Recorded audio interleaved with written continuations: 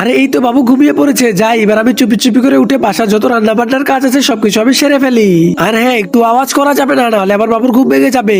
আজকে আমি বাসার জন্য একটা সুন্দর একটা রেসিপি বানাবো, যেটা খাওয়ার পরে সবাই পাগল হয়ে যাবে। না মানে আমি বলতেছিলাম এমন মজা করে রান্না করব যেটা খাওয়ার পর তাদের মুখে লেগেই থাকবে। যাই দেখি আসি, বাবু আবার উঠে পড়লো নাকি? আরে না, বাবু তো এখনো ঘুমাচ্ছে। আর আমারও তো রান্না বান্নার কাজ প্রায় শেষের দিকে। আমি আমার বাচ্চাদের জন্য মজাদার রেসিপি বানাচ্ছি, আর যেটা খেলে সুস্বাস্থ্যকর হবে। এই তো আমার মাংস রান্না করা হয়ে গেছে। তাড়াতাড়ি করে আমি আমার বাচ্চাদের জন্য খাবারগুলো রেডি করে রাখি। দেখে আসি বাবু আবার ঘুম থেকে উঠে পড়লো নাকি? আরে এটা কি, বাবু তো ঘুম থেকে উঠে পড়েছে। আমার সোনা মানিকটা, এ রাব্বি কোথায় গেলি? আয় এদিকে, এত জন্য সুন্দর রেসিপি বানিয়েছি, আয় একসাথে করে আজকে খাবো।